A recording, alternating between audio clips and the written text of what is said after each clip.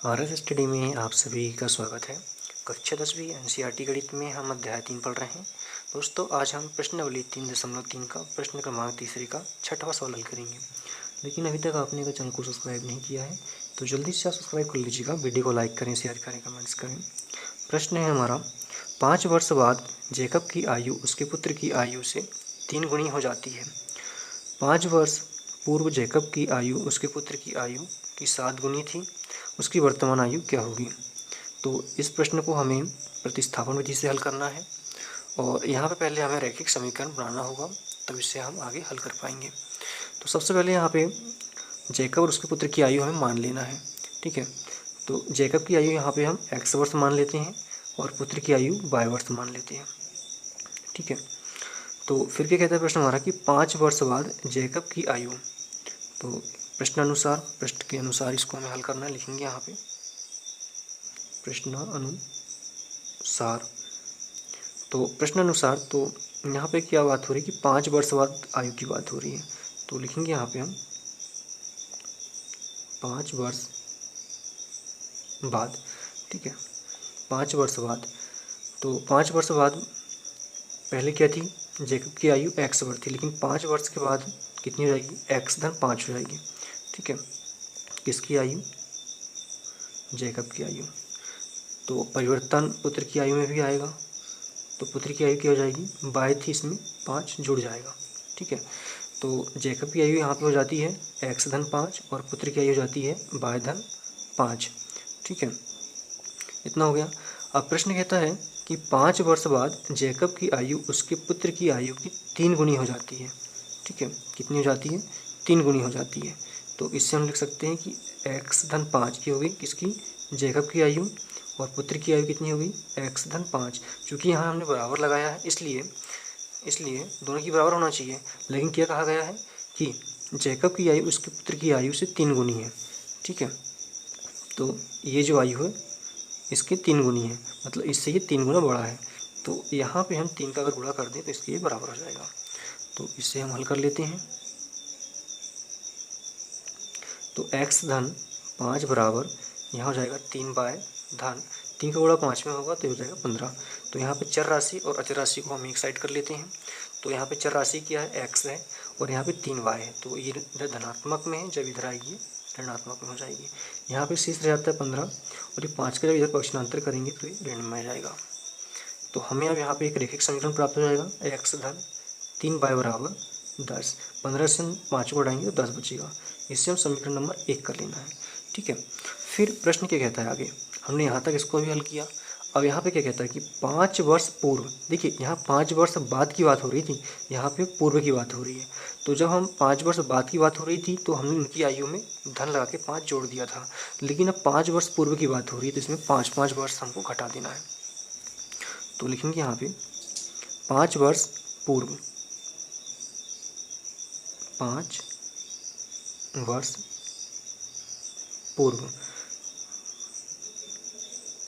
तो 5 वर्ष पूर्व जैकब और उसके पुत्र की आयु क्या हो जाएगी, तो जैकब की आयु कितनी, 5 हमने x वर्ष माना था, तो 5 वर्ष पूर्व की बात हो रही है तो इसमें 5 घटा देना है।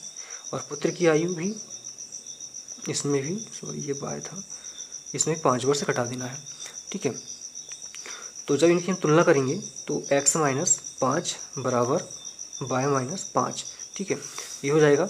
लेकिन अब क्या कहता है कि 5 वर्ष पूर्व जैकब की आयु उसके पुत्र की आयु की 7 गुनी थी। अब यहाँ पे 7 गुनी की बात कर रहा है, पहले यहाँ पे 3 गुनी की बात कर रहा था, अब यहाँ पे 7 गुनी हो जाती है। तो यहाँ पे इन दोनों को हम बैलेंस करने के लिए क्या करेंगे, यहाँ पे 7 का गुणा कर देंगे। तो 7 का गुणा है वो पुत्र की आयु में करना है, क्योंकि जो जैकब है तो ऑलरेडी बड़ा हुआ है, कितना, 7 वर्ष इससे बड़ा है। तो जब ये इसमें हम 7 का गुणा कर देंगे, सॉरी 7 गुना बड़ा है, तो जब 7 के इसमें गुणा कर देंगे तो इसके ये बैलेंस हो जाएगा, बराबर हो जाएगा। तो x माइनस 5 बराबर 7 का गुणा जब y से होगा 7 बाय ऋण 7 बना 35 हो जाएगा। फिर यहाँ पे चर राशि को एक साइड और अचर राशि को एक साइड कर लेना है। तो ये हो जाएगा यहाँ पे x माइनस 5 बराबर, सॉरी इस 7 को इधर लेकर आना पड़ेगा, तो ये हो जाएगा माइनस का 7 बाय। ठीक है, और यहाँ से बचेगा 35 बाय, और ये 5 को जब इधर लाएंगे तो ये धनात्मक में 5 हो जाएगा यहाँ पे। तो अगला रैखिक समीकरण हमें क्या मिल जाएगा, x माइनस 7y बराबर, इन दोनों को हम घटाएंगे, लेकिन बड़ी संख्या के सामने क्या ऋण आ जाएगा, बड़ी संख्या यहाँ पे 35 है, ऋणात्मक में है, तो यहाँ से शेष क्या 30 हो जाएगा। तो हमें यहाँ पे दो समीकरण प्राप्त हो चुके हैं, इसे हम समीकरण 2 कर लेना है। पहला समीकरण हमें क्या x माइनस 3y बराबर 10, और दूसरा समीकरण x माइनस 7y बराबर -30। ठीक है, ये दो समीकरण यहाँ पे हमको प्राप्त हो गए हैं। अब इन्हें हम प्रतिस्थापन विधि से हल कर लेंगे और x और y के मान निकालेंगे। तो जब x का मान निकल जाएगा तो हम यहाँ पे उसको जैकब की आयु बता देंगे, और y का मिल जाएगा तो पुत्र की आयु बता देंगे। ठीक है, तो यहाँ पे हम समीकरण 1 से लेंगे, समीकरण 1 से हम x का मान निकालेंगे। सबसे पहले तो लिखेंगे समीकरण 1 से, तो समीकरण 1 क्या है हमारा, x माइनस 3y बराबर 10। तो यहाँ से हम x का मान लेंगे, तो यहाँ -3y का पक्षांतर इधर हो जाएगा, तो 10 ये धनात्मक में हो जाएगा यहाँ पे 3y। तो इसे समीकरण नंबर 3 कर लेना है। अभी समीकरण 3 को हम समीकरण 2 में प्रतिस्थापित करेंगे। ठीक है, जहाँ पे x होगा वहाँ पे 10 धन 3y हम रखेंगे। ठीक है, बहुत सिंपल प्रश्न है। तो इसको जब हम आगे हल करेंगे तो ये हो जाएगा हमारा, लिखेंगे यहाँ पे समीकरण 3 को समीकरण 2 में प्रतिस्थापित करने पर, इसे हम प्रतिस्थापन विधि से हल कर रहे हैं इसलिए यहाँ पर प्रतिस्थापित करना पड़ेगा। प्रतिस्थापित करने पर तो समीकरण हमारे पास 2 क्या है, समीकरण 2 है हमारे पास में x माइनस 7y बराबर -30। तो x की जगह पे यहाँ पे जाएगा ये वाला 10 धन 3y -3y बराबर -7y है यहाँ पे, 7y बराबर -30। ठीक है, तो फिर जो इसको हम आगे हल करेंगे तो हम देखें यहाँ पे, तो धन का 3y यहाँ पे है और ऋण का 7y यहाँ पे है, ये दोनों आपस में घट जाएंगे और बड़ी संख्या यहाँ पे ऋणात्मक में, तो आंसर ऋण में जाएगा। तो ये 10 का 10 ऋण 7 से हम 3 को घटाएंगे तो हो जाएगा 4, और -30 यहाँ पहले से है। अब यहाँ पे चर राशि को एक साइड, अचर को एक साइड, तो यहाँ पे चर राशि 4y है और अचर राशि 10 है, तो ये पक्षांतर इधर हो जाएगा 30। तो यहाँ पे था माइनस का, लेकिन ये जो 10 है वो इधर जाएगा तो ये भी ऋणात्मक में हो जाएगा। ठीक है, अब दोनों संख्या यहाँ पे ऋण में हो चुकी है तो इसलिए आपस में जुड़ जाएगी, हो जाएगा 40। तो यहाँ से हम सिर्फ y का मान चाहिए हमें।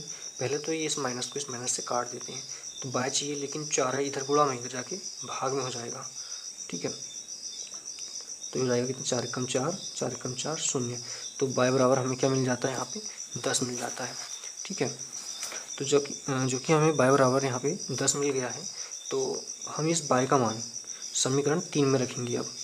ठीक है, समीकरण 3 में इसलिए रखेंगे क्योंकि यहाँ पे हमें x के बराबर में पूर्ण तरह से मान नहीं मिला था। अब जब हम y का मान इसमें रखेंगे तो हमें x का मान मिल जाएगा। तो यहाँ पे हम लिखेंगे y का मान समीकरण 3 में प्रतिस्थापित करने पर,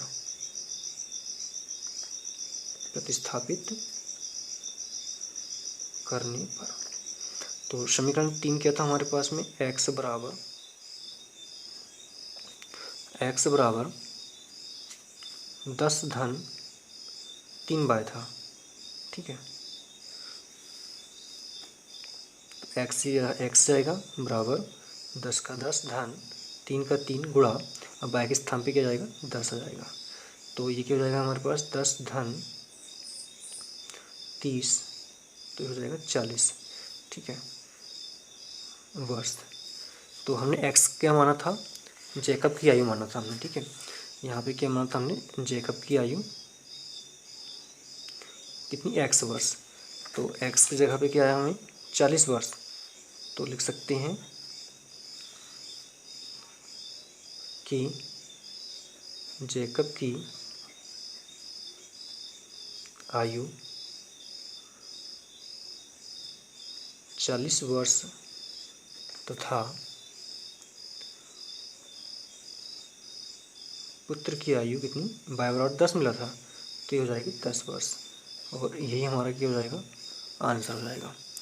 तो इस तरह से हमारा अध्याय जो कि हम पढ़ रहे थे 3.3 का जो तीसरा सवाल था ये कंप्लीट हो जाता है। अगले वीडियो में हम अगली एक्सरसाइज करेंगे। दोस्तों, आप 9वीं या 10वीं किसी भी क्लास के अगर किसी प्रकार का वीडियो देखना चाहते हैं तो आप प्लेलिस्ट का ऑप्शंस दिया गया है, नीचे लिंक दिया गया है, उस पर क्लिक करके आप वीडियोस देख सकते हैं। धन्यवाद।